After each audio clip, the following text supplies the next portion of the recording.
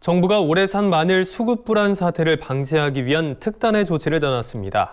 지난해 발생한 마늘값 폭락 사태를 올해는 되풀이하지 않겠다는 겁니다. 네, 현장에서는 마늘 수확 전 실시되는 정부의 선제적 사전 면적 조절이 마늘값 지지에 큰 도움이 될 것이라고 기대를 모았습니다. 강창호 기자가 보도합니다. 농림축산식품부는 최근 2020년산 햇마늘 1,000헥타르 15,000톤을 5월 중 면적 조절하겠다고 밝혔습니다. 지난 3월 정부가 509헥타르의 면적 조절을 실시한 데 이어 추가 대책을 발표한 겁니다. 또 농식품부는 햇마늘 10,000톤을 정부 비축하고 산지농협 중심으로 대서종 농협 수매도 15,000톤으로 확대할 예정입니다. 정부 비축과 농협 수매 물량은 시장 출하를 정지시켜 마늘 가격을 지지하겠다는 겁니다.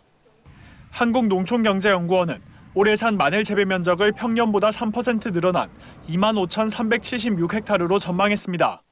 이에 생육 상황 실측, 현장 조사 등으로 추정한 단수를 적용하면 평년보다 52,000톤가량 과잉 생산이 불가피할 전망이었습니다. 이에 농식품부는 3월 선제적 면적 조절 물량 7,000톤을 제외하고 추가적인 수급 조절이 필요한 물량 45,000톤을 이번 조치를 통해 모두 시장에서 격리하겠다는 방침입니다.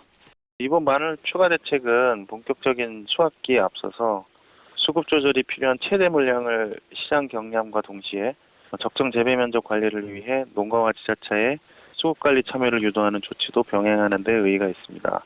농업계는 정부의 마늘 수급 안정 대책이 큰 도움이 될 것이라고 한 목소리를 냈습니다. 특히 올해 정부가 선제적인 수급 안정 조치에 나서고 있다는 점을 높이 평가했습니다. 지난 3월 면적 조절에 이어 5월 추가 면적 조절 등 정부가 한 발 앞서 대책 수립에 나서고 있다는 이유에서입니다. 작년도에는 7월 달에 정부 수매 발표를 그래서 어려움도 많았고 원래는 5월 1일 날 정부 수매라든가 이 수급 대책 발표하니 그나마 천만다행입니다. 좀 빨리 발표를 해줘가지고. 마늘 주산지 현장에서도 정부의 추가 대책을 긍정적으로 평가했습니다.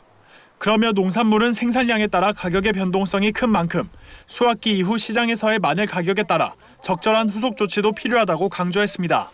정부에서 그 정도로 선제를 해주면 100% 만족은 안 되지만 그래도 80% 이상 정부에서 어느 정도 그것도 대책 세우고 있다. 양호하게 평가를 한다고 보시다.